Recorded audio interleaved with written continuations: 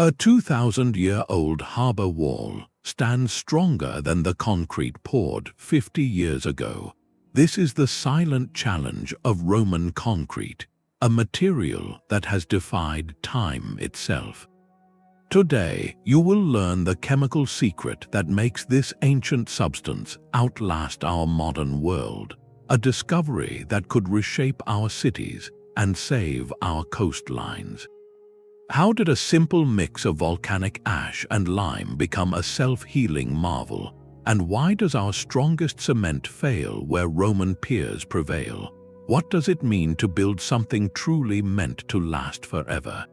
Its dome is a single, seamless shell of unreinforced concrete, a perfect hemisphere that has held the sky at bay for 19 centuries. The Pantheon does not simply stand in Rome, it watches over it, a testament to an ambition so profound it feels alien today. To build something not for a generation but for the ages, while our modern concrete structures show their age within decades, cracking under the strain of their own weight and the elements, this ancient cupola has shrugged off earthquakes, fires, and the relentless march of time. It is the world's largest dome of its kind, and it was made without a single piece of steel rebar. This fact alone should stop a modern engineer in their tracks. How can a material we consider brittle and inflexible perform such a feat of endurance? Experts like Professor Admir Mazik of MIT look at the Pantheon not just as a beautiful relic, but as the ultimate proof of concept, a living challenge to everything we think we know about construction. The secret is not found in the size of the stones or the thickness of the walls, though those are impressive. It is hidden within the mortar itself, the seemingly mundane glue that binds the aggregate together. The Romans used a specific recipe, a mix of volcanic ash from the region of Pozzolanic, lime, and chunks of brick and rock. But it is the chemical conversation between these ingredients, a slow, patient reaction that continues to this day, that holds the real key. What we see as a static monument is, on a microscopic level, a material still quietly at work, maintaining itself. This dome knows a secret our modern skyscrapers have forgotten, and to learn it, we must look past the grand architecture and into the atomic bonds that have made it immortal. Vitruvius wrote his 10 books on architecture as a gift for the Emperor Augustus, a manual for building an empire meant to last forever. In its pages, he details the formula for what he called opus cementitium, the revolutionary concrete that would become the skeleton of Rome.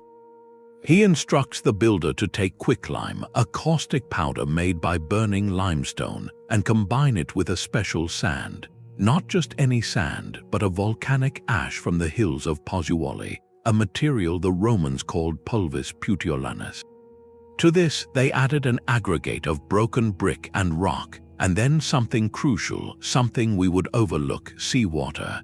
They mixed it all together and poured it into wooden molds, often right into the turbulent waters of the Mediterranean to form breakwaters and harbors. The recipe seems straightforward, a simple list. For over 1,000 years after the fall of Rome, that is all it was, a list. Renaissance scholars rediscovered Vitruvius and marveled at his descriptions of temples and machines, but they treated his concrete instructions as a historical footnote, a primitive method superseded by their own. They missed the genius entirely. They saw the ingredients, but they did not understand the instructions.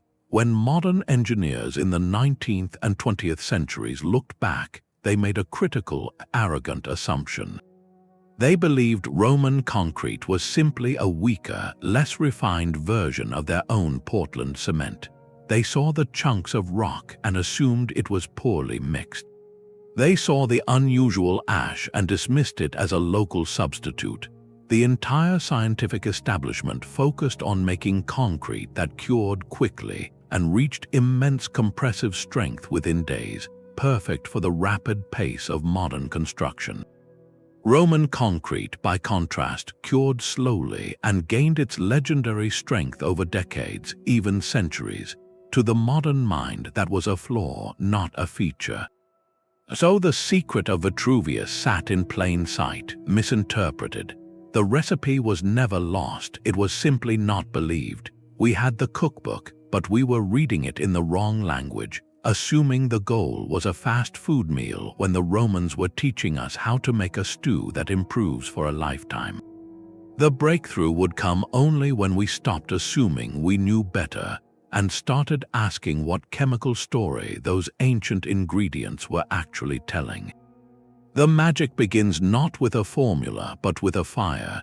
Deep beneath the Bay of Naples lies a sleeping giant, the Campi Flegrae, or the Phlegrean Fields, a vast volcanic caldera.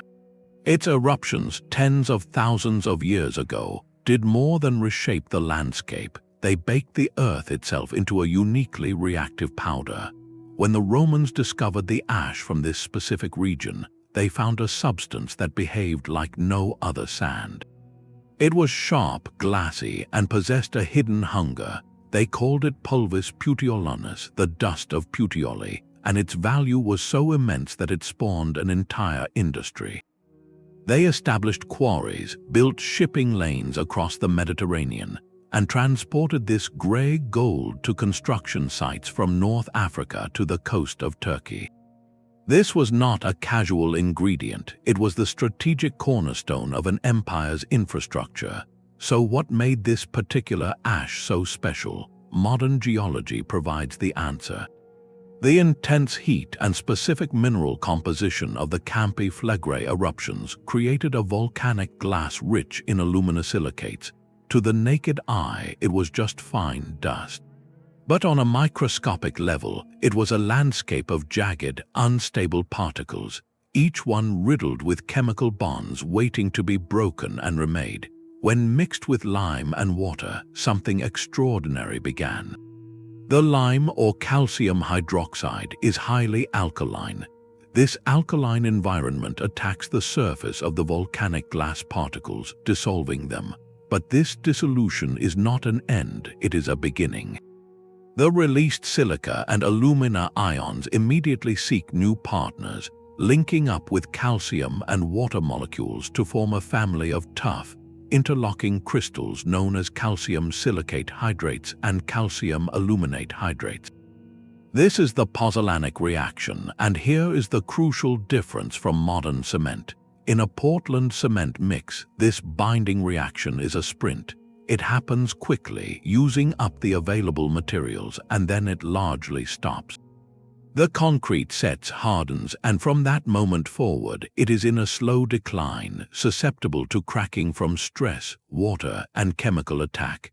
But in Roman concrete, the Pozzolanic reaction is a marathon. The volcanic ash particles are not fully consumed. They act as a long-term reservoir, a slow-release feedstock. For decades, even centuries, whenever a tiny microcrack forms and allows a minuscule amount of moisture to seep in, the reaction sparks back to life at that precise spot. New crystals grow, seamlessly welding the crack shut. The material does not just resist damage, it actively repairs it. Without knowing it, the Romans had engineered a self-healing nanomaterial. Their concrete was not a static, dead object. It was a dynamic system, a living stone that grew more resilient with every passing year, quietly answering Vitruvius's call to build for the ages. The invention of Portland cement in the early 19th century was a triumph of the industrial age. By baking limestone and clay in a scorching kiln, we created a powder that could set hard as rock in hours, not years. It was the perfect material for a world in a hurry, enabling the explosive growth of cities, bridges, and skyscrapers. Yet this very speed contains its fundamental weakness. The chemical reaction in Portland cement is a violent, high-temperature sprint. It produces a rigid, densely packed matrix of crystals, primarily calcium silicate hydrate, that achieves incredible compressive strength almost immediately. You can drive a truck over a slab of it in a week, but this dense structure has no give, no flexibility. It is brittle, Think of it like a pane of glass, immensely strong if you push straight down on it, but vulnerable to the slightest bend or twist. And our world is full of twists, the internal stresses of curing, the expansion and contraction of freeze-thaw cycles, the relentless vibration of traffic, even the gentle creep of a settling foundation. All of these create microscopic cracks. In a Roman concrete, those cracks would be an invitation for healing. In modern concrete, they are a death sentence. Each tiny fissure becomes a highway for enemies. Water seeps in. In cold climates, that water freezes and expands, prying the crack wider.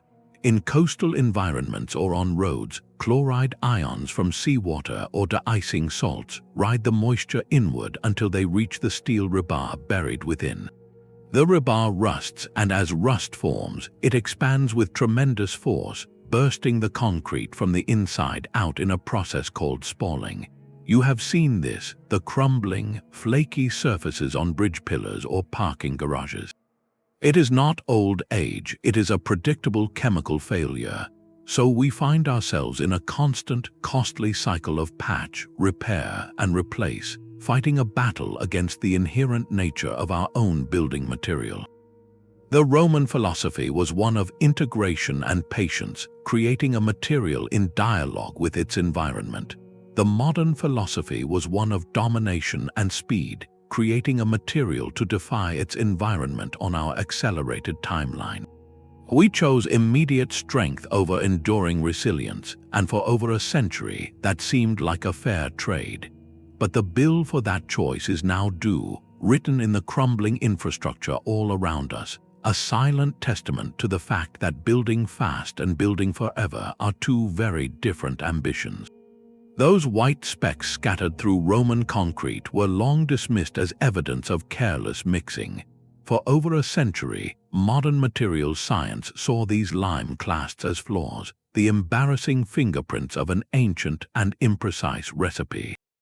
It was a classic case of seeing what we expected to see, the truth uncovered only recently by researchers using advanced electron microscopes, is that these tiny white inclusions are not mistakes at all. They are the material's secret weapon, a distributed network of microscopic repair kits embedded throughout the structure. When Professor Admir Mazik and his team at MIT examined samples with unprecedented detail, they saw something startling. The lime clasts were not uniformly blended into the paste. They were deliberately left as distinct, brittle particles of quicklime, the most reactive form of lime. This was a crucial clue. In a modern mix, all the lime would be fully slaked or reacted with water before use, creating a uniform and stable paste. The Roman method was different. They used hot mixing, combining the quicklime directly with the volcanic ash and aggregate, sometimes even using dry, powdered quicklime. This process created a heterogeneous final product, one peppered with these highly reactive white islands. For decades, we called this sloppy. The high-resolution microscopy revealed it was strategic. The team discovered that when a microscopic crack forms in the aged concrete, it naturally seeks the path of least resistance. That path often leads directly to one of these lime clasts. Water infiltrating the crack immediately attacks the quicklime, which is desperate to react. This triggers a rapid dissolution and a subsequent recrystallization. The dissolved lime travels into the crack and then precipitates out as a new mineral, usually robust calcium carbonate, the same material as limestone or seashells. It effectively glues the fissure shut from the inside, autonomously and precisely where the damage occurs.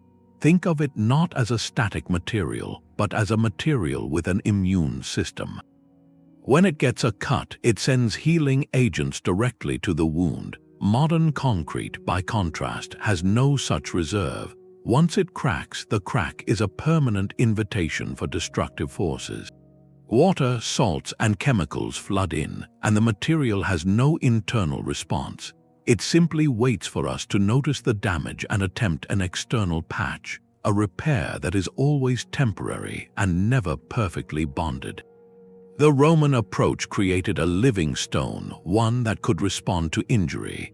This was likely an unintentional benefit of their hot mixing process, a happy accident born from practical methodology rather than a deep understanding of nanochemistry. Yet the result is a material philosophy we are only now beginning to appreciate and replicate. Today, this discovery is inspiring a new field of bio-inspired construction materials. Scientists are now designing concrete that contains encapsulated healing agents, or bacteria that precipitate minerals to fill cracks, all attempting to mimic the self-sustaining genius of those ancient white specks we once so arrogantly ignored. The flaw was never in the Roman concrete, it was in our own perception. This leads us to the most baffling paradox of all. The very element that destroys our strongest structures is what granted Roman concrete its immortality. Look at the ancient harbor of Portus Cossanus, its breakwaters still standing firm beneath the Mediterranean waves after 2,000 years. Modern marine concrete, by contrast, is engaged in a relentless, expensive war against the sea. We armor it with epoxy-coated rebar and special sealants, yet chloride ions still find a way in, rusting the steel from within until the concrete explodes in a crumbling mess called spalling. The Romans took the opposite approach. They did not fight the sea, they invited it in. Their recipe specifically called for mixing the concrete with seawater or casting it directly into the ocean. To our modern engineering sensibilities, this is madness, like building a bookshelf out of termites. But the Romans understood something we are only now rediscovering. They were not using a corrosive agent, they were recruiting a chemical collaborator. When seawater, rich in dissolved salts and minerals, permeates the Roman concrete matrix, it triggers a second, slower wave of mineral growth. The key players are the aluminous compounds from the volcanic ash. Over decades and centuries, the seawater reacts with these compounds in the concrete's tiny pores and cracks, fostering the growth of rare, plate-like minerals with names like al-tobermorite and philipsite. These are not weak fillers, they are incredibly tough, crystalline structures that are notoriously difficult for scientists to create even in controlled laboratory settings. Yet Roman harbor concrete grows them naturally as a product of its long conversation with the ocean. Think of it as a living reef. A coral reef begins when a tiny polyp secretes a hard skeleton. Over time, more minerals precipitate from the seawater, cementing the structure together and making it denser and more robust against the pounding waves. Roman concrete undergoes a similar process. The al-tobermorite and philipsite crystals do not just sit there, they interlock, weaving a denser, more impermeable fabric within the material's own body. They effectively plug the microscopic pores, blocking the very pathways that would allow more corrosive agents to penetrate deeper. The seawater, in trying to attack the concrete, is tricked into becoming its builder. This is a geochemical dance of sublime patience, a symbiotic relationship where the environment and the material evolve together toward greater strength. Our concrete shouts a defiant no to the elements and eventually cracks under the strain. Their concrete whispered a clever yes, and incorporating the challenge into its very being. The result is a harbor wall that does not merely endure the sea, it is literally fortified by it, becoming more integral with every passing century. In this light, those submerged Roman ruins are not decaying relics. They are still under construction, quietly growing stronger, waiting for us to finally understand the language of their endurance. Our obsession with the 28-day cure is a blink in the life of a building. For a modern engineer, that first month is everything, the period when concrete must achieve its specified compressive strength, ready for the next phase of construction or the load of traffic. The entire industry is built on this rapid timetable, a rhythm that matches our economic cycles and our hunger for instant results. Roman engineers operated on a different clock entirely, one measured in human generations and the slow turn of centuries. They understood that their concrete's true potential was not a starting point, but a destination. Core samples drilled from structures like the markets of Trajan or the harbors at Caesarea reveal a startling truth. The material grows denser and more crystalline the deeper you go, the closer you get to its ancient heart. This is not decay, it is maturation. The initial Pozzolanic reaction sets the stage, but the performance continues for lifetimes. Over decades, the remaining volcanic glass continues its slow dissolution.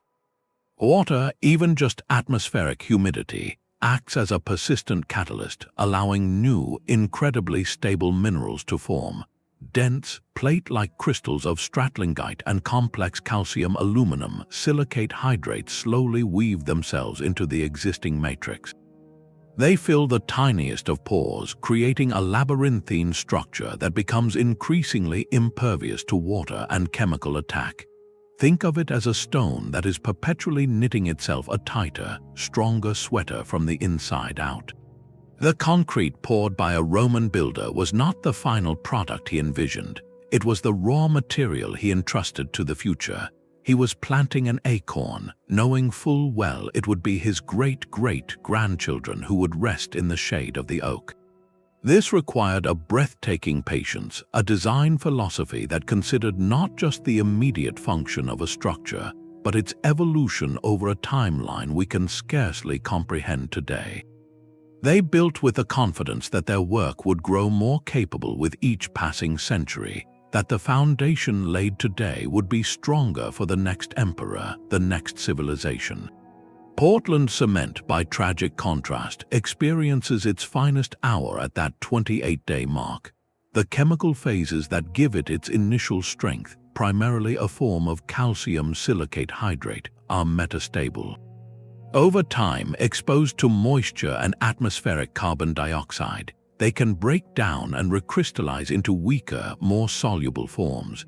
This process, called carbonation, slowly works its way inward from the surface, lowering the alkalinity that protects the steel rebar and making the material more brittle. Our strongest modern concrete is, from the moment it sets, beginning a long, slow retreat. We build peaks that immediately start to erode. The Romans built valleys that slowly filled with stone. This alchemy of time forces us to ask a difficult question about our own legacy. We have mastered the art of building quickly, but have we forgotten how to build wisely? When we design a bridge with a 100-year service life, we see it as an ambitious goal. A Roman engineer might have seen it as a tragically short warranty. Their material patience points toward a different kind of sustainability, one not based on minimal environmental impact alone, but on maximal temporal endurance. It suggests that the most ecological thing you can build is something that never needs to be replaced, a structure that becomes a permanent, strengthening part of the landscape. In an age confronting the colossal waste of our disposable infrastructure, this ancient lesson in long-term thinking is not a historical curiosity. It is an urgent and profound blueprint for a future that lasts. To see the ghost in the machine, you must first learn to look at stone not as a solid, but as a city. A scanning electron microscope does exactly that, acting as a fantastically powerful eye that can peer into the atomic neighborhoods of a material. Imagine taking a sliver of concrete from a Roman harbor wall, no larger than a grain of sand, and magnifying it 50,000 times. What was a bland gray speck to your eye becomes a vast, intricate landscape of towering crystal spires, deep mineral valleys, and strange, plate-like structures growing like geological gardens. This is the nano-architecture of Roman concrete, and it is here, in this invisible realm, that its secrets finally became clear. For decades, the white lime clasts were dismissed as flaws because under a normal microscope, they just looked like white blobs.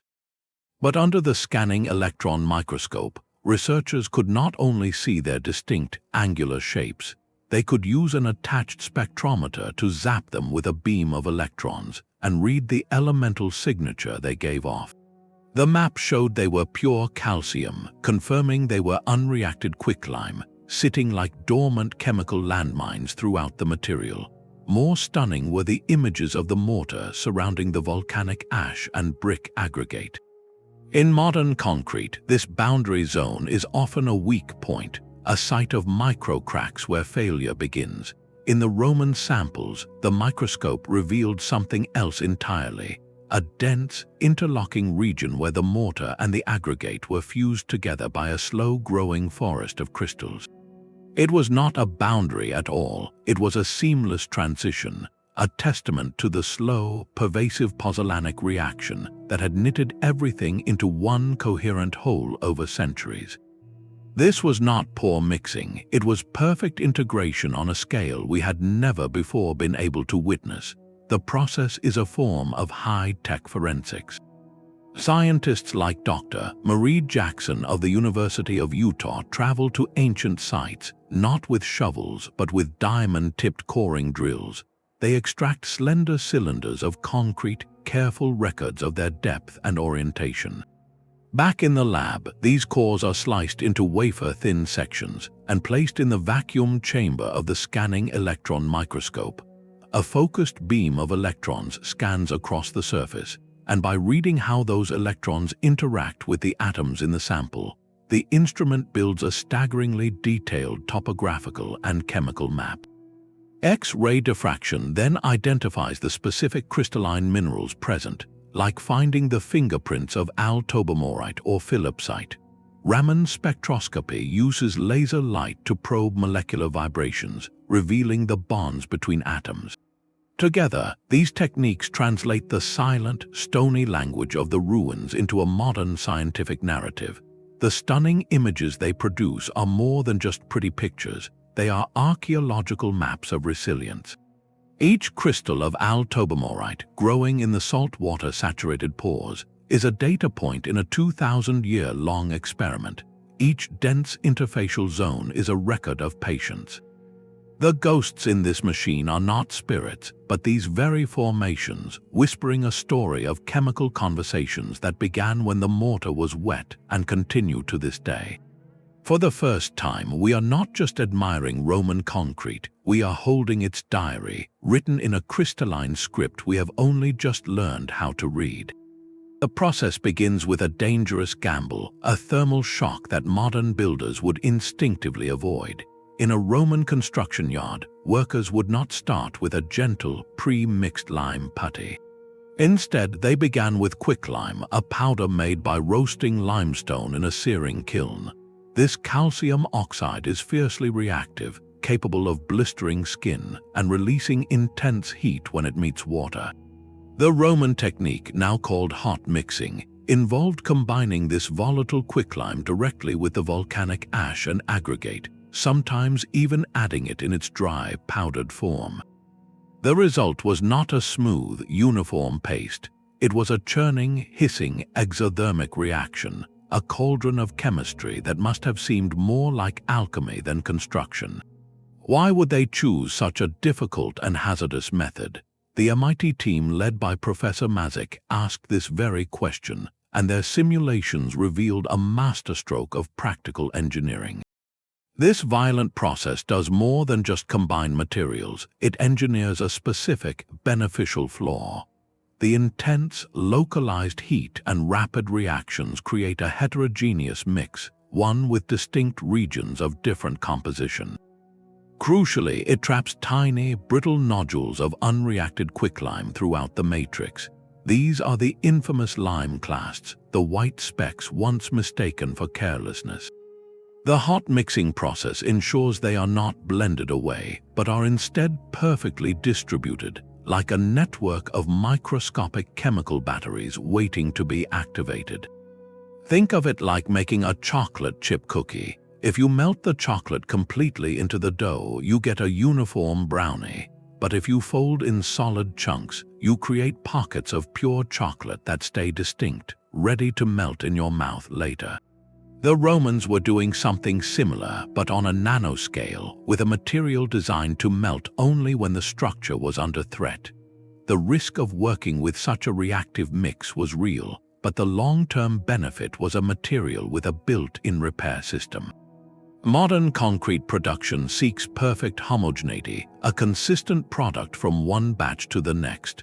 The Roman method embraced a calculated imperfection, creating a material that was not uniform but was perfectly balanced for longevity. Their mixing process was not merely a means to an end. It was the first act of a 2,000-year performance, setting the stage for a slow dance of dissolution and crystallization that we are only now beginning to choreograph ourselves. This staggering feat of ancient engineering forces us to confront a modern paradox of our own making. While the Roman formula created a material that grew stronger with time, our own recipe for progress has baked in a hidden cost of staggering scale. The production of Portland cement, the glue of our modern world, is responsible for approximately 8% of all human-caused carbon dioxide emissions every single year. To understand that number, picture every car, truck, plane, and ship on the planet. The global cement industry releases nearly as much carbon dioxide as all of that transportation combined.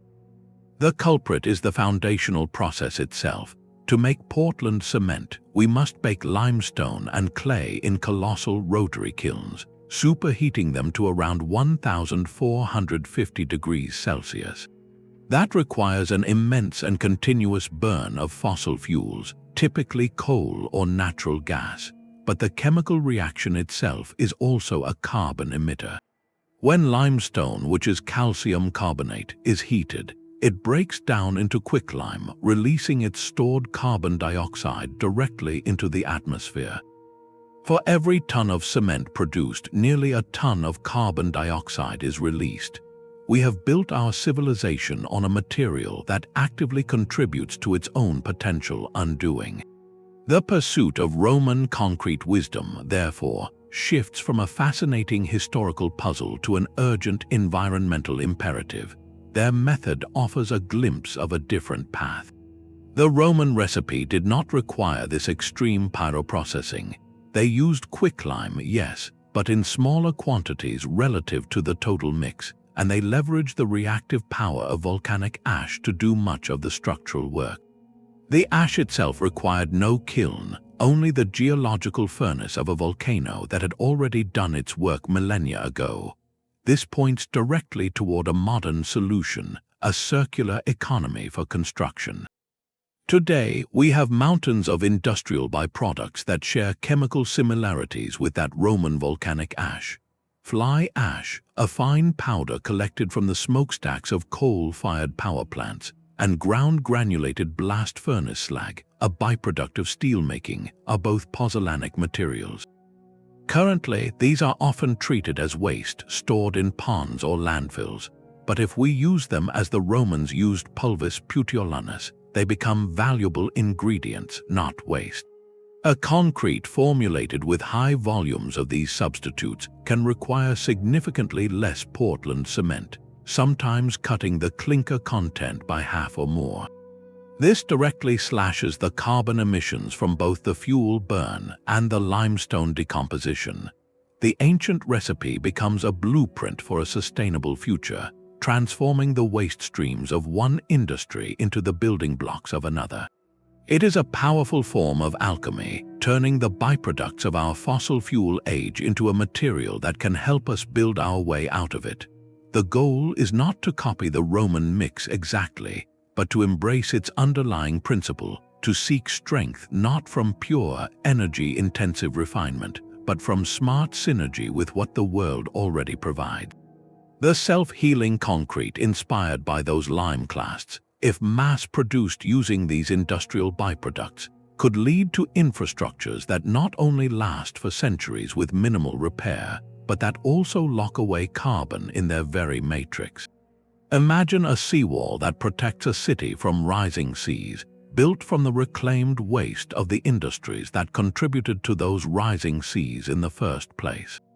This is the profound legacy of Roman concrete. It challenges us to look at our world not as a resource to be consumed, but as a system to be harmonized with, proving that the most advanced material science might just be the one that learns to work with time and with nature rather than racing against them.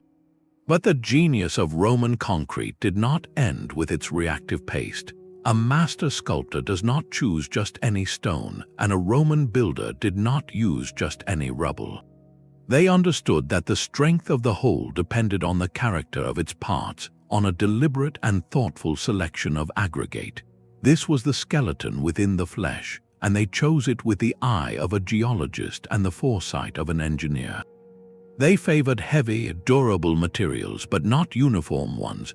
Broken bricks and tiles, known as testi, were a common choice, alongside fragments of pottery and specific types of volcanic rock like tuff or basalt.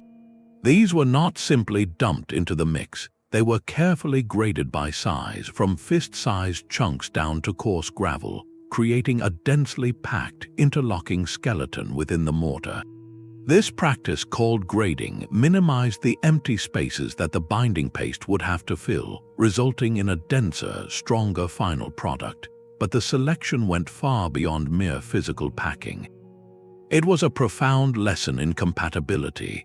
The Romans intuitively sought aggregates that would work in harmony with their pozzolanic binder, both chemically and physically.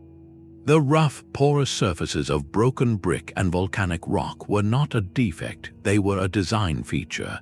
Imagine trying to glue two smooth pieces of glass together. The bond is fragile and prone to peeling. Now imagine gluing together two pieces of rough sandpaper. The adhesive grips into every tiny crevice, creating a vastly stronger union. The Roman aggregates provided that same mechanical grip. The cementing paste did not just coat these rough surfaces, it infiltrated them, seeping into the microscopic pores and cracks, creating a deep, toothy bond that was almost impossible to pull apart. This created what materials scientists call the interfacial transition zone, the critical boundary where the aggregate meets the paste. In modern concrete, this zone is often a weak link. The smooth, dense surfaces of typical river gravel can create a weaker, more porous layer around each stone, a zone where micro-cracks easily begin and propagate. In Roman concrete, this transition zone was not a weakness, it was a site of exceptional strength. The porous aggregate acted as a reservoir, drawing the paste in and allowing the pozzolanic reaction to knit the two materials together into a seamless composite whole. The chemical composition mattered too. The brick and volcanic rock were often rich in silica and alumina, the very same key ingredients in the volcanic ash binder. This created a chemical kinship, reducing internal stresses that can arise when dissimilar materials expand and contract at different rates. The entire system, from the nano-scale chemistry of the curing paste to the macro-scale geometry of the packed rubble, was designed for synergy. Our modern approach often compartmentalizes, focusing on optimizing the cement paste in isolation and then combining it with a standard, inexpensive aggregate. The Roman philosophy was holistic, considering the entire system as a single, integrated entity. They were not just making mortar and adding rocks, they were engineering a rock from the inside out, where every component, chosen with purpose, contributed to a legacy of quiet, unyielding strength. A lone cylinder of stone stands sentinel on the ancient Appian Way, a drum of perfect geometry against the sky. This is the tomb of Caecilia Metella, a memorial built for a noblewoman in the 1st century before the Common Era.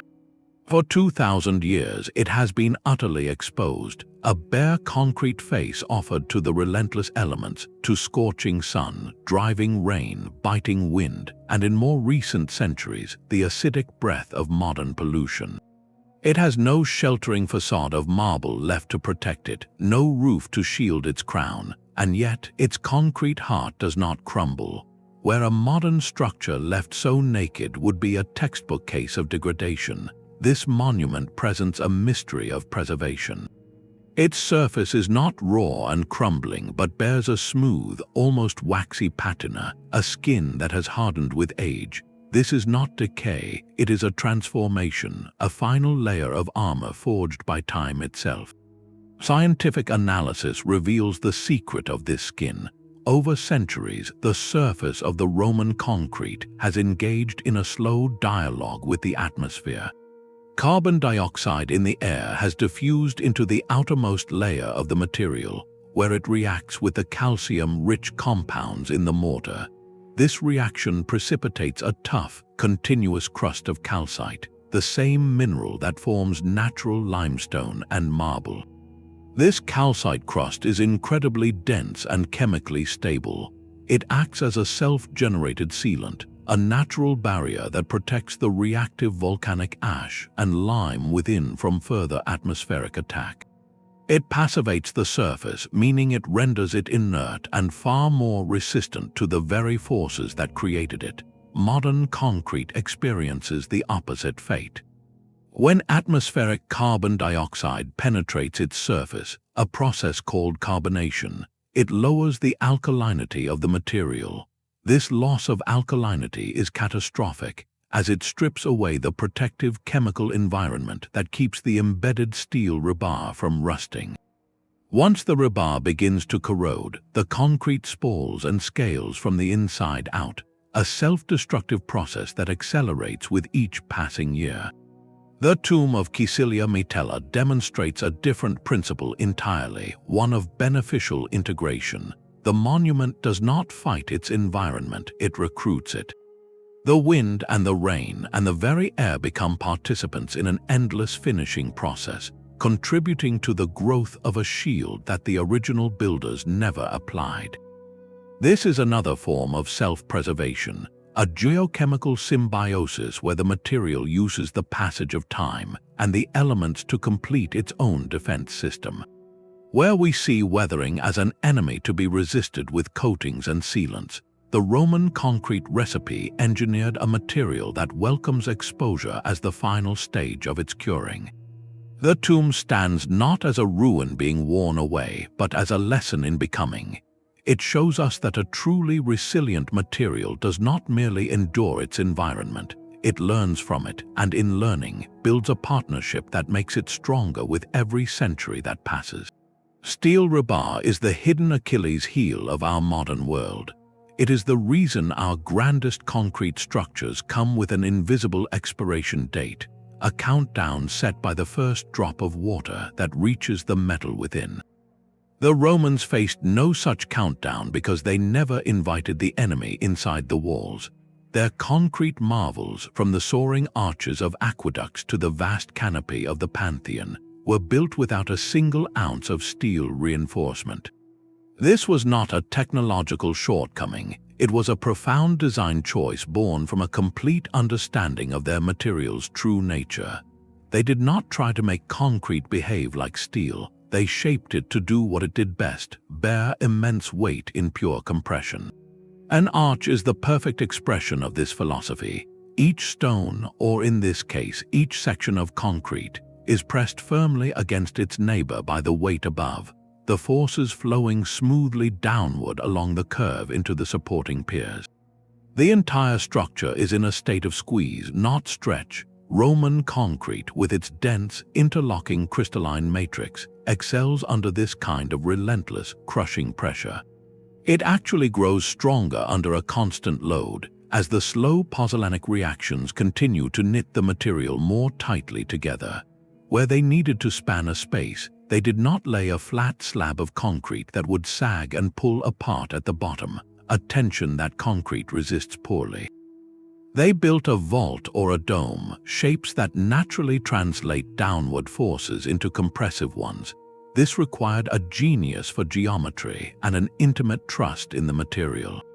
They were not just builders, they were stone weavers, crafting shapes that used gravity as an architect. The fibrous minerals growing within their concrete, like the needle-like crystals of al-tobermorite, did provide a degree of microscale toughness, a natural resistance to cracking that enhanced the material's durability. But this was a bonus, not a primary structural mechanism. The real strength was in the form itself. By eliminating rebar, they eliminated the most catastrophic failure mode of modern construction. In our bridges and parking garages, corrosion is not a surface problem, it is a systemic one. when chloride ions from road salt or seawater penetrate the concrete and reach the steel, the metal rusts. Rust occupies more volume than the original steel, creating tremendous outward pressure that bursts the concrete apart from the inside in a process called spalling. It is a silent, inevitable cancer. A Roman harbor wall has no such internal vulnerability. If seawater penetrates its surface, it triggers the growth of more strengthening minerals, not a destructive expansion. The wall becomes a monolith, a single, coherent mass without a weak link. This design philosophy presents a fascinating challenge for modern engineers. We are so accustomed to the flexibility that rebar provides, allowing us to create slender beams, cantilevers, and complex shapes that defy gravity. To design without it feels like a step backward. But perhaps it is a step sideways into a different kind of future. For certain critical infrastructure where repair is impossibly expensive or dangerous, where we truly need a 1,000-year solution, the Roman principles beckon. Imagine a seawall protecting a coastal city, built not as a reinforced monolith destined to corrode, but as a series of interlocking, compression-only blocks made from a modern, self-healing pozzolanic concrete. It would have no steel to rust, no internal timer. Its only enemy would be a force massive enough to crush it outright, not a creeping chemical betrayal. Or consider foundational elements, the buried piers of a bridge or the base of an offshore wind turbine, where inspection and maintenance are monumental tasks. Building them as corrosion-free, self-consolidating masses could redefine their lifespan. Embracing this does not mean abandoning skyscrapers, but it does mean rethinking where we apply our quest for eternity. The Romans built for the ages because they designed in harmony with their material's deepest truth. They accepted its limitations, and in doing so, unlocked a freedom we have forgotten, the freedom from a hidden, ticking clock. The proof is in the pouring. In a lab at the University of Colorado, a graduate student carefully mixes a gray slurry that looks utterly ordinary, but this is no standard cement. It is a modern attempt to channel the spirit of a Roman builder, a precise blend of quicklime, volcanic ash from an American deposit, and crushed brick aggregate. The goal is not to mimic the past perfectly, but to understand its principles so well that we can build a better future. This is the heart of modern replication efforts, where ancient recipes meet electron microscopes and industrial mixers. The ultimate test of our new understanding is not just analysis, but creation. Can we, with our advanced tools and knowledge, mix a batch of concrete today that truly behaves like its ancient counterpart? Several pioneering research groups and forward-thinking companies are now answering with a resounding yes, producing modern versions that adhere to the Roman playbook. They combine lime with natural or synthetic pozzolans like fly ash or ground slag, select aggregates for their porosity and chemistry, and deliberately employ lower temperature processing to encourage those beneficial lime clasts. The early results from laboratory durability tests are deeply promising. These modern Roman mixes demonstrate a remarkable resistance to chloride penetration, and most excitingly, a clear ability to autonomously heal millimeter-scale cracks. When researchers intentionally fracture a sample and then expose it to moisture, they can watch under magnification as new white mineral deposits fill the gap, a tiny echo of the process that has preserved harbors for millennia. Yet the true challenge remains time itself. Achieving and verifying the exact multi-century performance of the ancient material is a goal that stretches beyond any single research grant. You cannot accelerate 2,000 years of geochemical maturation in a lab oven. So, to bridge that gap between controlled experiment and real-world validation, these engineers are taking their mixes outside. We can visit these modern-day Roman construction sites. In a coastal town, a pilot section of a new seawall is being cast not with ordinary concrete, but with a high pozzolan, lime-rich blend designed to thrive in saltwater. In a city park, a bench and a set of paving stones made from a similar recipe are installed, their surfaces left unsealed to face the elements directly. These are living experiments, their sensors embedded within, monitoring temperature, moisture, and strain, collecting the first chapters of a data story that will take decades to write. The engineers overseeing these projects speak not of rediscovery but of translation.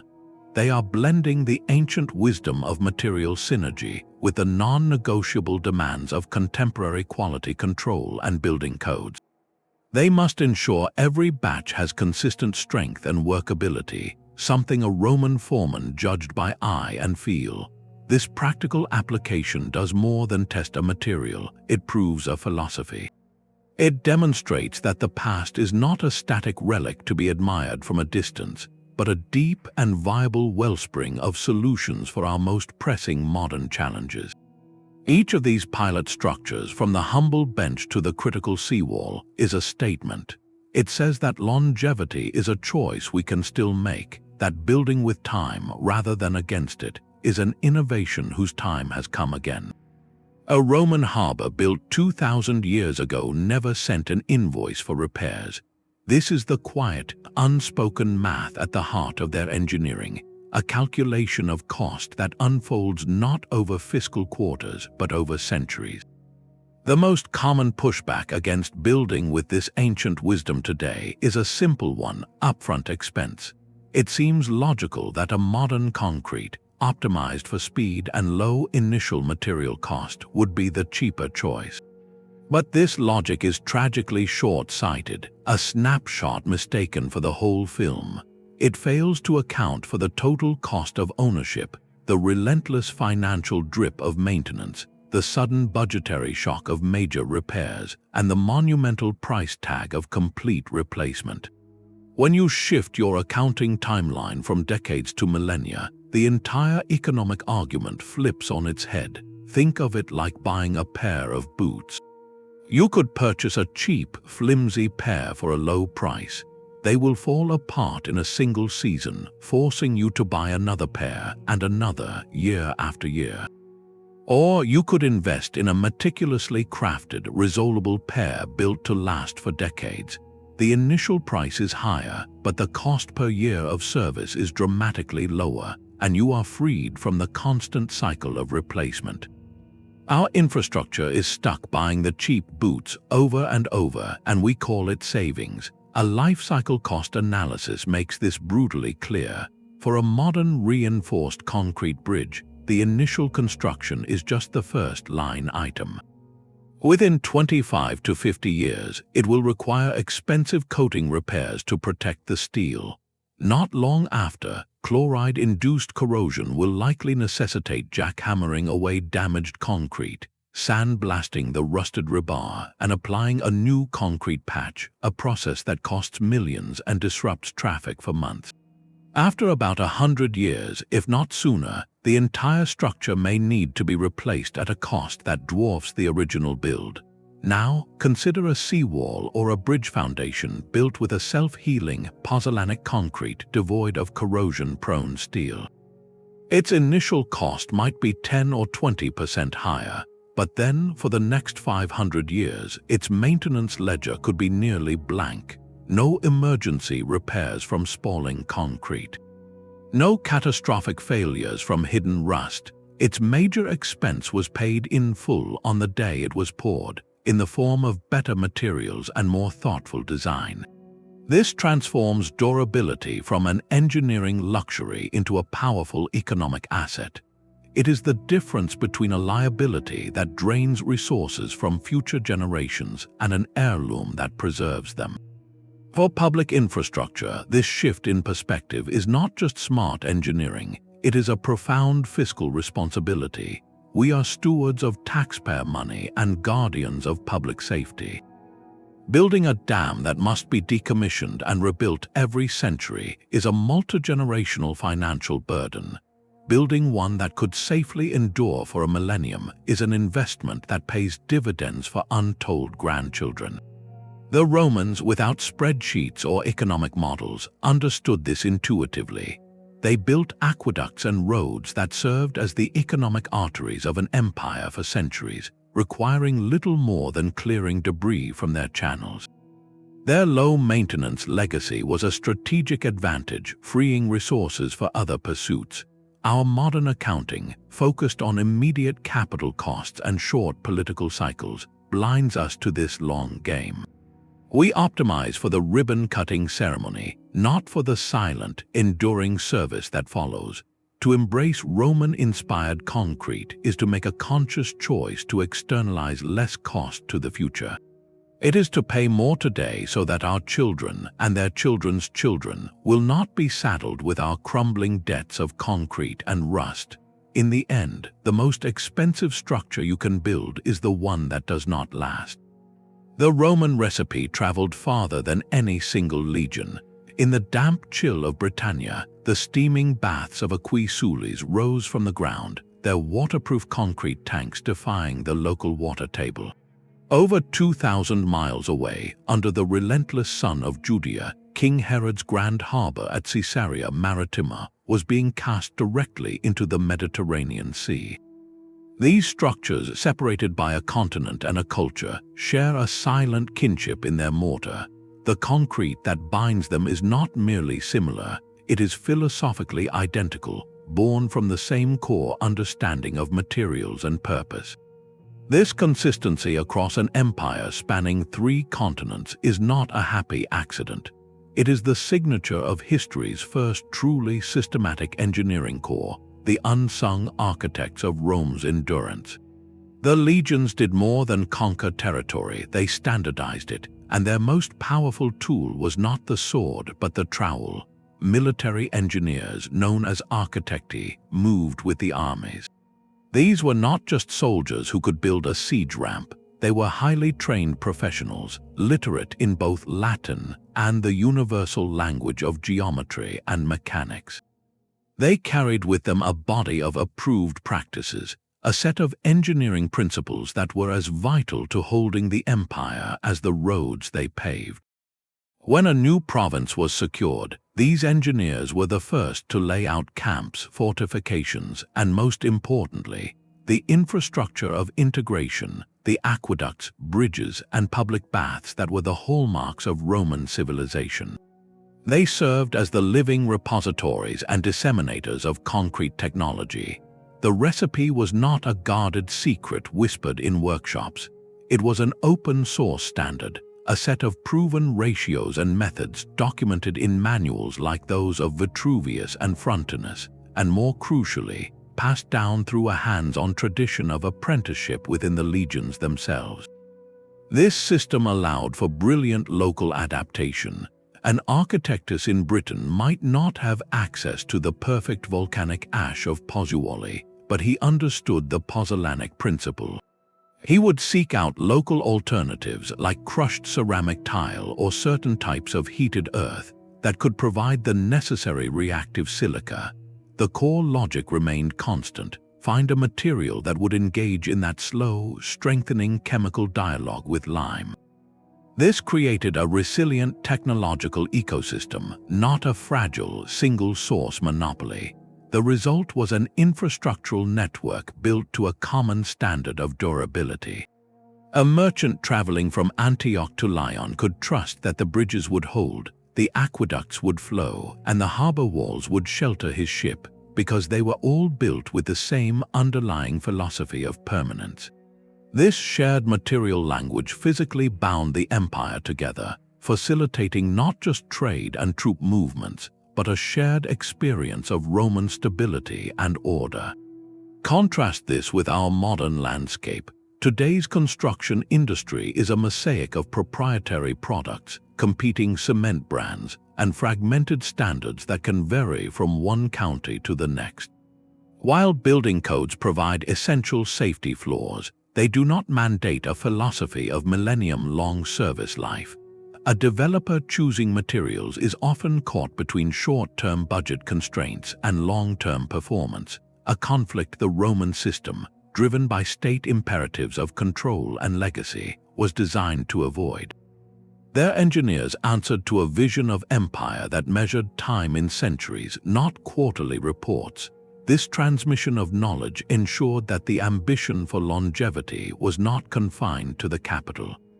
It was baked into the very fabric of every province, a quiet promise of endurance made with every batch of mortar mixed at the edge of the known world. The true monument of Rome was not any single building, but this reproducible, scalable system for building forever, a system that turned local materials into eternal bonds. This deeper worldview is where the true lesson lies, hidden not in a recipe but in a relationship. For the modern engineer, concrete is a remarkable servant.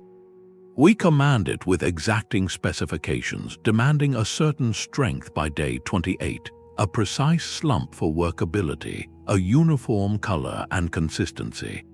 We pour it into forms of our design, and we expect it to hold that shape, inert and unchanging, for its designated service life. It is a material we dominate, refined through industrial processes to be predictable and obedient. Its job is to stay still, to resist, to bear the loads we assign, and when it eventually fails to do so, we see it as a betrayal of the contract we wrote for it. The Roman approach whispers of a different kind of partnership. They did not see their mix as a dead, passive slurry. In their hands, it was a material with a vitality of its own, a substance embarking on a long chemical journey that they could set in motion but not fully control. They were not issuing commands, they were creating conditions. By choosing specific volcanic ash, by employing hot mixing, by selecting porous aggregate, they were essentially crafting an environment, a miniature ecosystem where beneficial reactions could unfold across timescales they would never live to see. They observed the material's intrinsic behaviors, its affinity for seawater, its tendency to form certain crystals, and instead of trying to suppress those traits, they designed structures that leveraged them. They partnered with the material's own inclinations. A harbor wall was not just a barrier against the sea, it was an invitation for the sea to participate in a centuries-long strengthening ritual. The concrete was an active participant in the life of the structure, not a frozen moment of human will. This philosophical shift from domination to collaboration changes everything. It moves us from a mindset of resistance to one of resilience. One philosophy fights a perpetual, exhausting war against nature, using energy-intensive processes to create a material that must then be constantly defended from wind, water, and time. The other seeks a graceful alliance, using nature's own slow, powerful chemistries to build something that becomes more a part of the world with each passing year. We see this divide everywhere in our modern landscape. We build levees to rigidly constrain rivers, only to see them overtop or erode the foundations. We construct seawalls that reflect wave energy, accelerating their own scour and collapse. What if instead we designed infrastructures that worked like Roman concrete, that used the river's flow or the ocean's minerals to grow more robust? This is not about nostalgia for ancient techniques, but about recovering a lost wisdom in our relationship with the material world. It asks us to see the stone, the metal, the mix, not as a slave to our blueprints, but as a collaborator with its own intelligence, shaped by deep time and elemental forces. To build for 1,000 years, we may need to learn to listen to what the materials themselves have been trying to tell us all along. The whispered secrets of Roman concrete sometimes include ingredients far stranger than ash and lime. Ancient texts and long-held stories speak of builders adding animal blood, fresh milk, or even egg whites into their mixing troughs. It is a compelling image, one that suggests a kind of alchemical ritual, blending the vitality of life into inert stone to grant it strength. For centuries, these accounts were accepted as part of the lost wisdom. Modern materials science, however, casts a skeptical eye. The idea that a protein like albumin from egg whites or casein from milk could significantly alter the bulk mechanical properties of a massive concrete structure seems far-fetched. These organic compounds would likely decompose long before any lasting benefit could be realized, potentially even creating voids as they rotted. So were these additives merely myth, a fanciful layer added by later storytellers? The answer may lie not in the grand scale, but in the invisible one. While blood or milk probably did not make the concrete stronger in a traditional sense, emerging research into biomineralization opens a fascinating alternate path. In nature, organisms like mollusks and corals use specialized proteins to guide the growth of incredibly tough shells and skeletons. These organic templates control the size, shape, and orientation of mineral crystals, resulting in materials with exceptional resilience. It is conceivable, though not yet proven, that certain organic additives in a Roman mix could have acted as simple surfactants or nucleation sites. They might have subtly influenced the early stages of crystal formation within the wet paste, perhaps making the mix more workable or encouraging a denser initial set.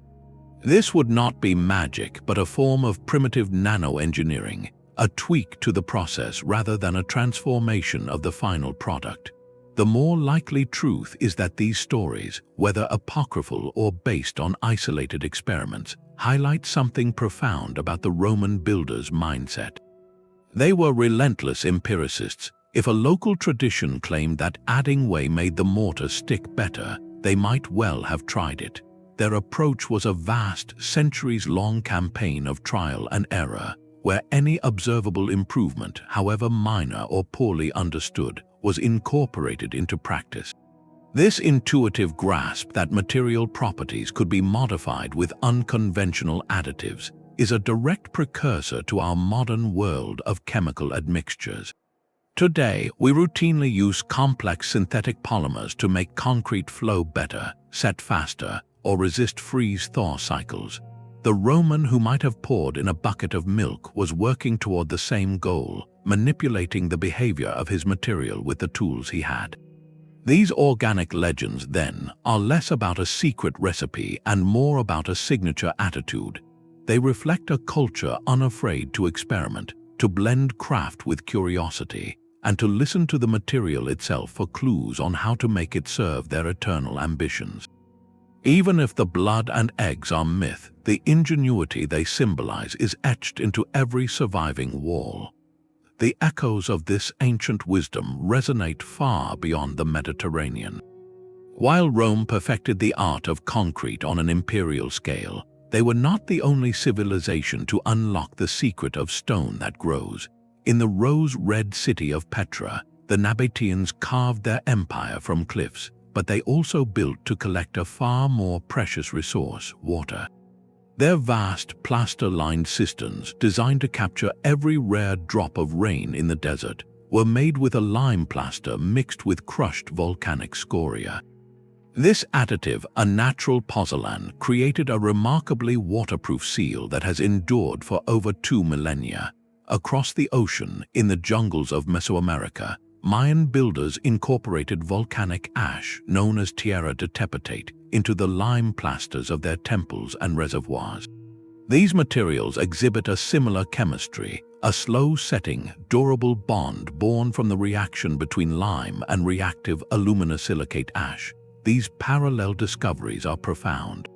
They tell us that the core principle, the geochemical magic of combining lime with certain reactive earths, is not a single Roman patent, but a universal truth of our planet's chemistry, waiting to be noticed by any culture with the need to build for the ages and the materials at hand. Each culture worked with what their landscape provided. The Nabateans had the volcanic fields of the Arabian Peninsula. The Maya had the ash from the volcanoes that shaped their highlands. The Romans had the Campi Flegrae. The specific recipe varied, but the foundational insight was the same, that some sands and ashes, when mixed with lime, did not just dry, they transformed into something tougher and more permanent.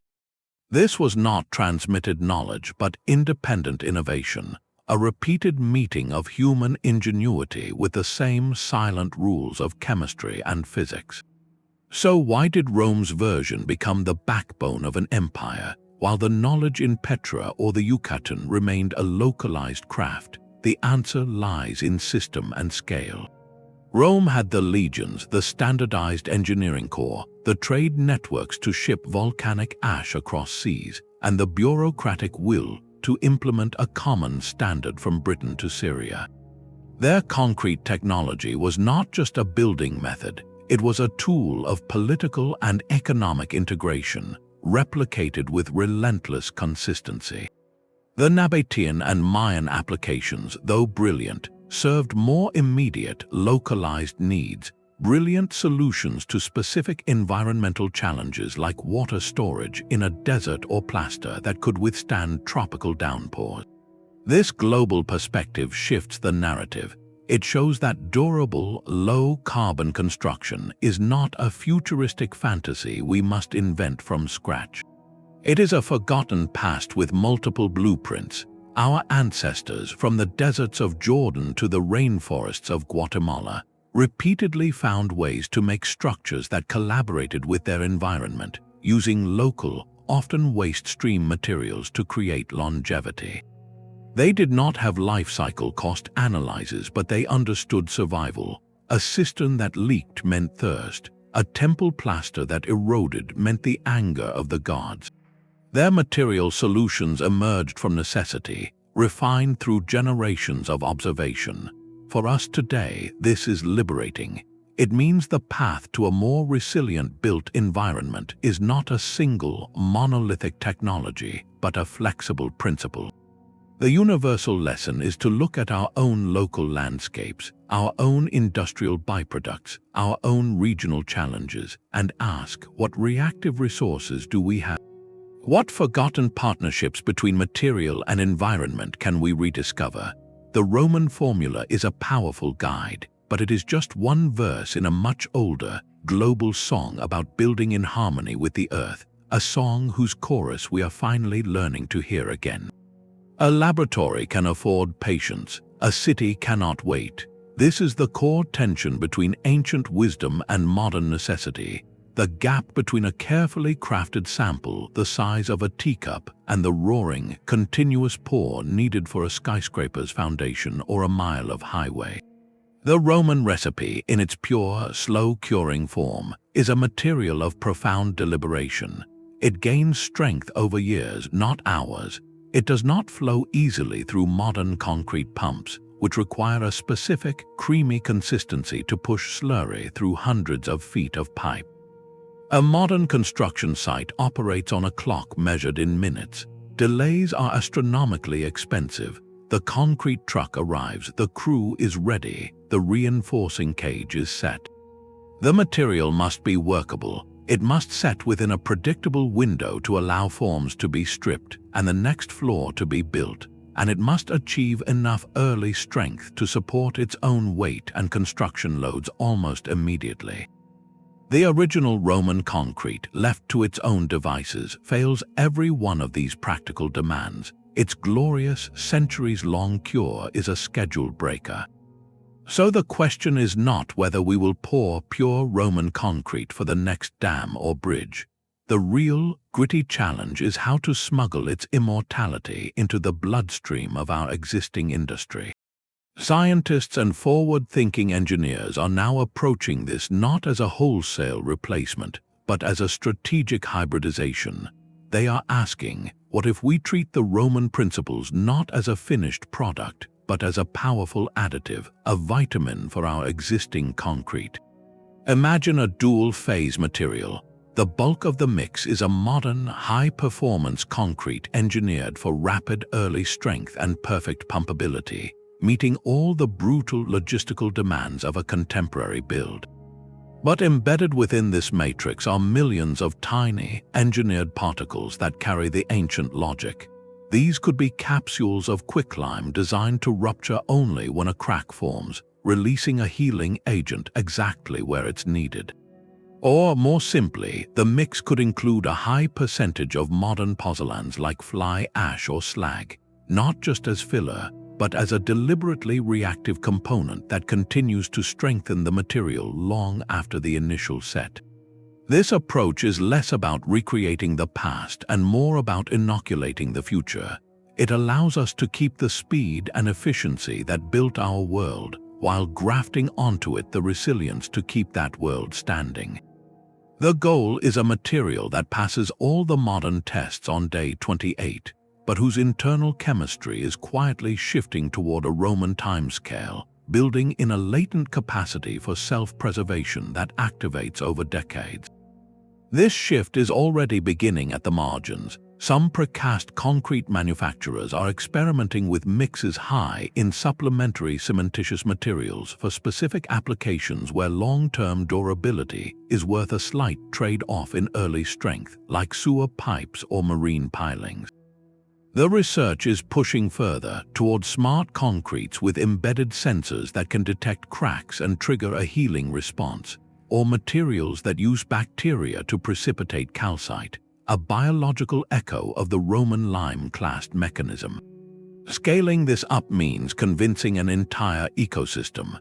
It requires new standards, updated building codes that reward long-term performance over lowest initial cost, and supply chains for industrial byproducts that are treated as valuable commodities, not waste. It is a gradual paradigm shift, one truckload at a time. The Roman harbor did not appear overnight. It was built stone by stone, batch by batch, with a vision that stretched beyond the horizon. Our task is similar. We may not pour a Pantheon tomorrow, but we can start by ensuring that the foundation of the next hospital, the next water treatment plant, the next coastal defense, contains within its gray mass a secret borrowed from eternity, a chemical patience beginning its slow, silent work. The ground beneath Rome has never been still. For centuries, seismic waves have traveled up from the Apennine fault lines, shaking the very foundations of the city. Modern engineering lives in fear of this precise force, the lateral jerk that can turn rigid skyscrapers into piles of rubble. Yet walk through the Roman Forum today, and you will stand amidst columns and walls that have weathered these tremors for nearly 2 millennia. Their survival is not a matter of luck. It is a hidden feature of the material itself, a seismic resilience we are only beginning to decode. While modern reinforced concrete is designed to be immensely strong in a straight line, it behaves poorly when asked to bend and sway. The steel rebar inside provides tensile strength, but it also creates a rigid skeleton. When an earthquake hits, this rigid frame is forced to flex. If the concrete cannot flex with it, it shears and snaps, often at the very joints where rebar is anchored, leading to catastrophic, sudden collapse. The concrete itself is brittle. It lacks ductility, the ability to deform without breaking. Roman concrete presents a fascinating opposite profile. It was never designed for ductility in the modern sense, but it acquired a form of it through its chemistry and its very construction.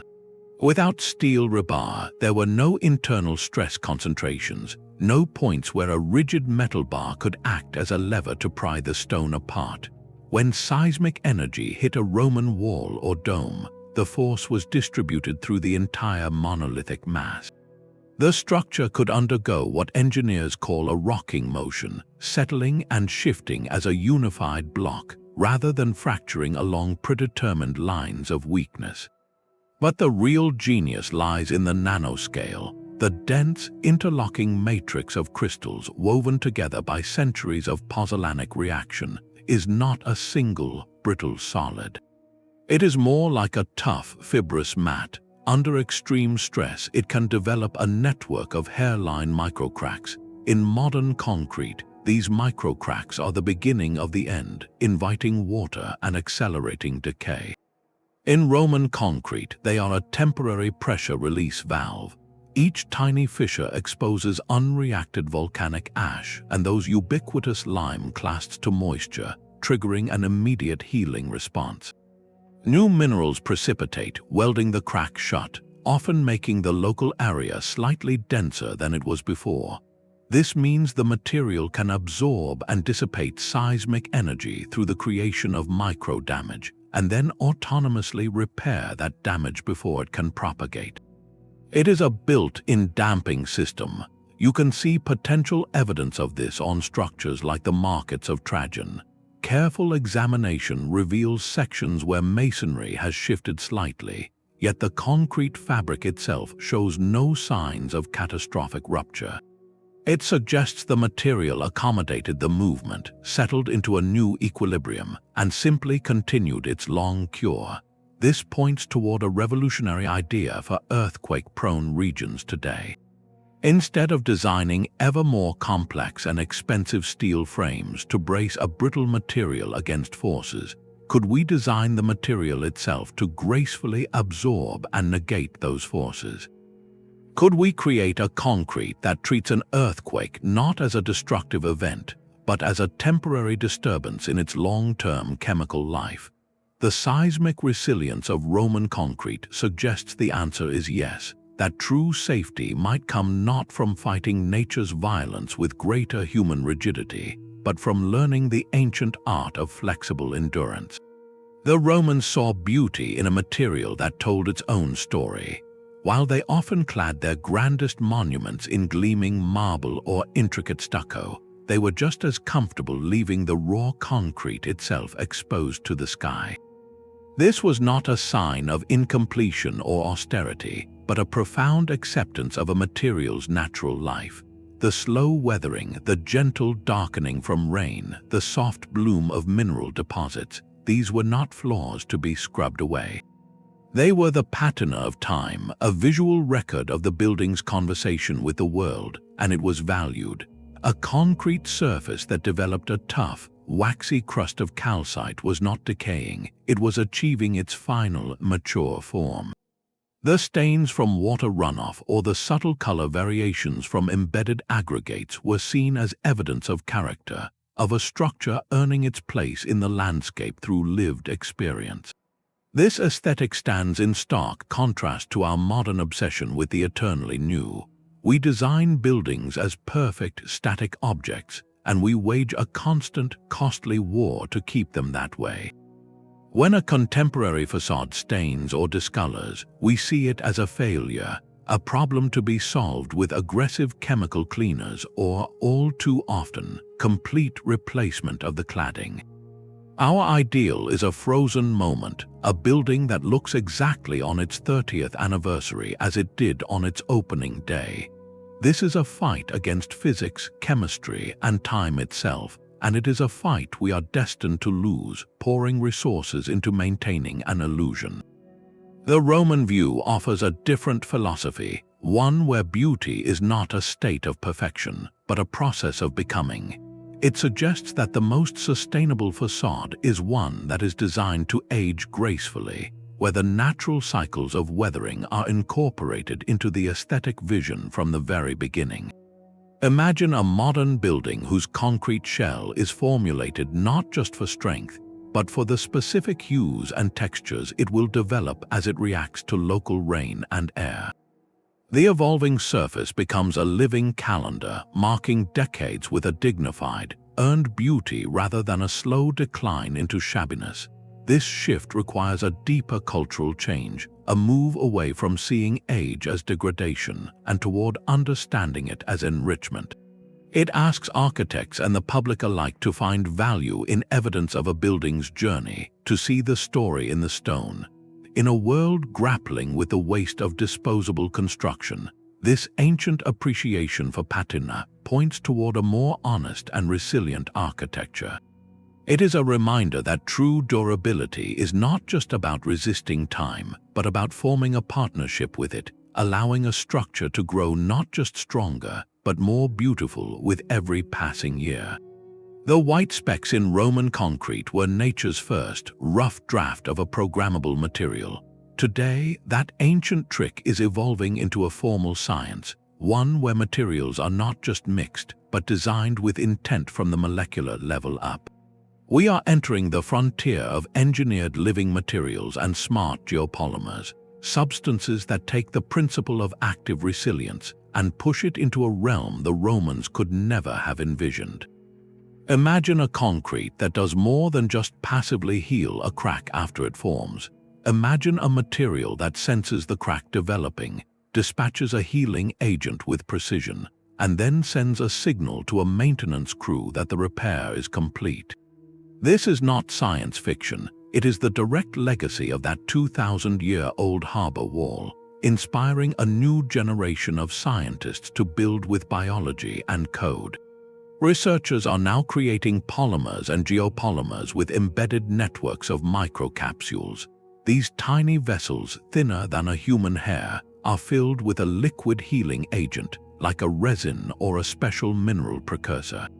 They are dispersed throughout the material like a three-dimensional minefield of potential.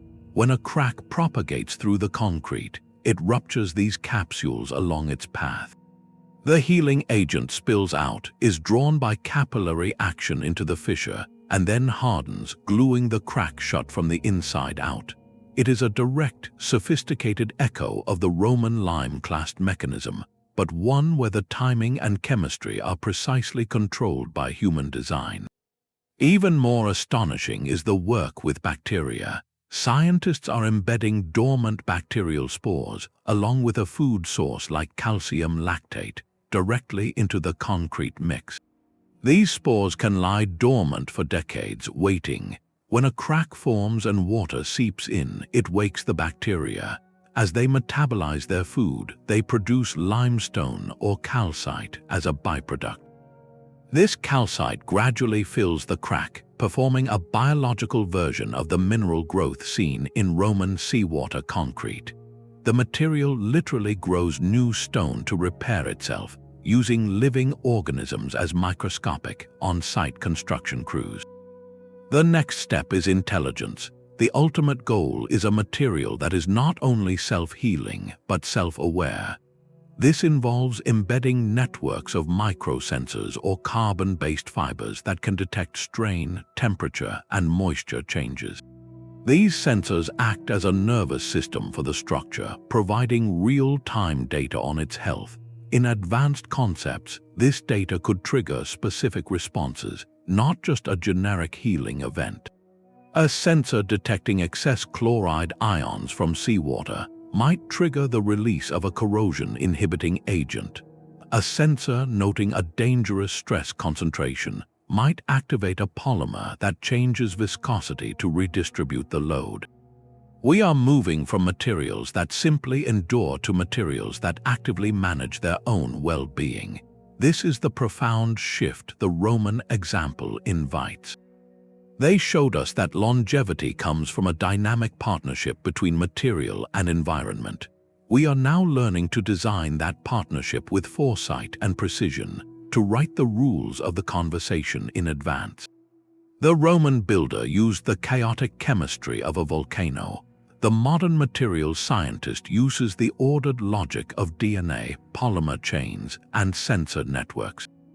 The ambition, however, remains beautifully consistent: to create a built world that can take care of itself, freeing future generations from the cycle of decay and repair, and turning our infrastructure from a chronic patient into a resilient, enduring partner. A Roman engineer answered to tradition and the emperor. A modern builder answers to a 3-foot shelf of printed regulations. This is the final, formidable frontier for concrete that lasts 1,000 years, the labyrinth of building codes, liability laws, and industry standards, all meticulously calibrated for the world of Portland cement. Our entire system of construction safety and finance is built on a century of data and assumptions about how conventional concrete behaves, how it fails, and who is responsible when it does. Introducing a material with a fundamentally different chemistry and timeline, one that gains strength over decades instead of weeks, requires more than a better recipe. It requires rewriting the rulebook itself. The first hurdle is the standard. Organizations like ASTM International establish the precise tests that define what qualifies as structural concrete. These tests are brilliantly designed for consistency, but they are overwhelmingly short-term. A core sample might be crushed at 28 days to verify its compressive strength. It is rarely tested again at 28 years, let alone 200. A Roman-inspired mix might perform modestly in that initial test, only to surpass conventional concrete many times over in the decades that follow. But under the current code, that future strength is invisible. It does not count. The material is judged by a snapshot of its infancy, not the potential of its maturity. To gain approval, new standards must be created that measure long-term durability directly. Tests for chloride penetration resistance over years, or accelerated weathering cycles that simulate centuries, and most challengingly, validated models that can predict a structure's performance over a 500-year service life based on early chemical indicators. This is a monumental task of data collection and persuasion, requiring a coalition of scientists, engineers, and courageous code officials to redefine what safety means across generations. The financial and legal architecture is just as rigid. Liability insurance premiums are calculated on known risks with established materials. A developer or engineer specifying a novel, ancient-inspired concrete for a major project could face prohibitive insurance costs or outright refusal from carriers, who see unquantifiable long-term risk where scientists see proven longevity. The entire chain of responsibility, from the architect to the contractor to the ready-mix supplier, is built on a model of predictable, short-term performance. Who is liable if a self-healing concrete fails to heal a crack in year 100? Our legal frameworks have no answer. This creates a powerful inertia, a preference for the familiar, mediocre performer over the exceptional, unfamiliar one. The path forward likely requires a powerful new driver, one that can reshape markets and mute perceived risk. That driver is government procurement. When a state department of transportation or a federal agency responsible for coastal defenses decides that life cycle cost and carbon footprint will be primary criteria for major projects, it changes the game overnight. Instead of awarding a contract to the lowest bidder using standard concrete, they can award it to the bidder offering the lowest cost over a 100-year horizon, using materials that meet new durability benchmarks. This creates immediate, large-scale demand, pulling the new technology into the mainstream, funding further research, and giving insurers the large-scale project data they need to confidently underwrite policies. It is how we built the interstate highway system, and it could be how we build an infrastructure legacy that endures. Ultimately, we need a new language of value, a certification system akin to the LEED standard for green buildings, but for durability and embodied carbon. Imagine a building plaque that does not just list the architect, but also certifies a minimum 300-year structural service life and a negative carbon footprint, achieved by using industrial byproducts as pozzolans. Such a label would transform durability from an invisible engineering spec into a marketable asset, a source of pride for owners and a competitive edge for developers. It would allow banks to offer better financing for structures with lower long-term risk, and cities to offer tax incentives for buildings that reduce future public maintenance burdens. The Romans had no such bureaucracy. They had the relentless feedback loop of survival. A poorly built aqueduct meant a city went thirsty, a lesson learned immediately and harshly. Our complex, insulated systems have blurred that cause and effect across time and responsibility. To build like Romans again, we must design systems that make the long-term cost of poor materials painfully clear in the short term, and that make the enduring value of wise materials brilliantly obvious. It is not enough to rediscover the recipe in the lab. We must rewrite the incentives that determine what gets poured into the ground, transforming policy from a barrier into the very foundation of a more resilient world. The ghost of the Roman recipe never truly left the building site. It has been with us all along, hiding in the gray plumes of industrial smokestacks and the slag heaps of steel mills. Today, we call these materials fly ash, ground granulated blast furnace slag, and silica fume, and they are known in the industry as supplementary cementitious materials. Their use is a quiet, modern echo of the Roman principle, a partial homage paid without fully understanding the original score. When engineers add these fine powders to a concrete mix, they are, in effect, reintroducing a pozzolan. Like the volcanic ash of Pozzolanic, these industrial byproducts are rich in silica and alumina. When mixed with the calcium hydroxide produced by Portland cement as it cures, they undergo a secondary pozzolanic reaction. This creates additional binding gel, making the concrete denser, less permeable, and more resistant to chemical attack. The environmental benefit is immediate and significant, as each ton of fly ash or slag used directly replaces a ton of carbon-intensive Portland cement clinker, slashing the recipe's carbon footprint. For decades, this has been seen as a smart engineering trick, a way to improve performance and manage waste. But in the shadow of the Pantheon, this practice reveals its deeper lineage. It is the ghost of Roman concrete whispering to us, a fragment of the ancient wisdom surviving within the very system that forgot it. Yet this modern application is often a limited tribute. In most contemporary mixes, these supplementary materials are just that, supplementary. They are added in modest percentages, often 15 to 30%, as a performance enhancer or a cost-saving measure, while Portland cement remains the undisputed star of the show. The philosophy is one of modification, not transformation.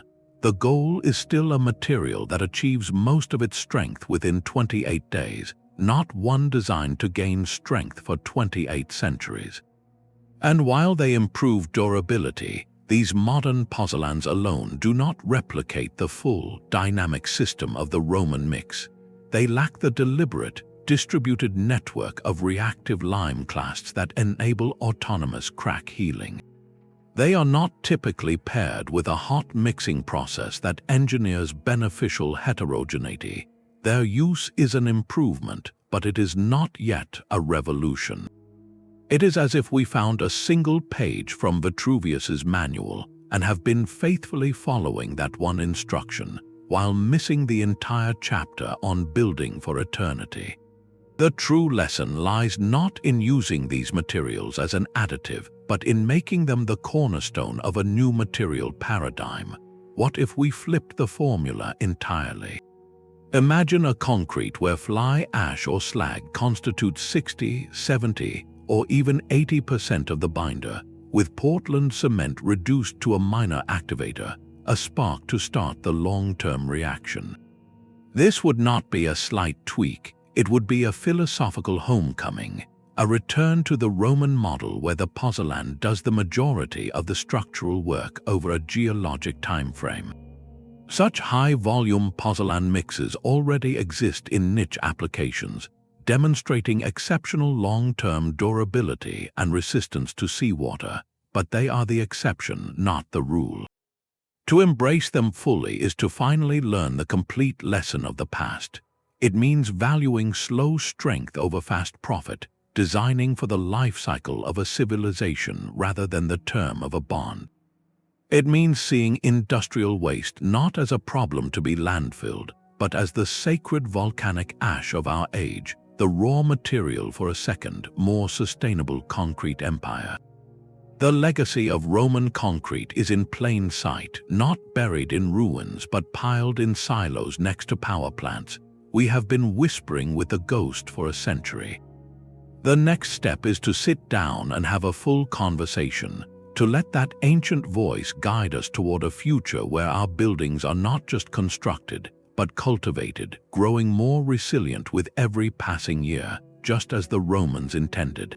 The Pantheon's dome does not simply stand, it contemplates. For 19 centuries, it has held a silent conversation with the sky, a dialogue written in the language of slow chemistry and patient stone. Our journey through the secret of Roman concrete reveals this was never just about a recipe for mortar. It is a narrative of profound material wisdom, a philosophy of designing in harmony with chemical time. The ancient builders crafted a future they would never see, trusting in a material that would grow wiser and stronger long after their names were forgotten. The key takeaways from their legacy are clear, and they speak directly to the crises we face today. True durability does not come from brute force or rigid resistance, but from slow, ongoing reactions and embedded self-healing mechanisms. Environmental synergy is possible where threats like seawater are not fought, but invited in as collaborators in a centuries-long strengthening ritual. And real sustainability is measured in cost over centuries, not in savings over decades, valuing the total life of a structure over the initial price of its poor. As we confront the twin challenges of our own crumbling infrastructure and a changing climate, these ancient lessons are not a nostalgic look backward. They are a practical toolkit and a beacon of forward-looking hope. The Roman example asks us to reconsider our most basic assumptions. What if we stopped seeing concrete as a dead, servile material we command, and started seeing it as a living partner we cultivate? What if our seawalls were designed to be fortified by the ocean, not just to resist it? What if our bridges were engineered with a chemical patience that makes them stronger for our grandchildren's grandchildren? This is the call embedded in every surviving arch and harbor. It is a call to look backward to build forward, to reclaim patience as a core engineering virtue, and to reimagine our built world not as a collection of temporary shelters, but as an enduring legacy we plant for the future. The chemical secret was never truly lost. It was waiting for us to grow wise enough to understand its language. It whispers from the white lime clasts and the crystalline forests within the stone, offering a path away from the cycle of decay and waste. Let this exploration be an invitation to listen. Share your thoughts on this fascinating fusion of ancient insight and modern innovation in the comments below. What structures in your own community could most benefit from this kind of long-term thinking? If you found this journey into material mysteries compelling, subscribe to continue unraveling the hidden stories that shape our world, from forgotten technologies to the enduring puzzles of our past. The conversation between past and future is just beginning, and the next chapter is yours to write.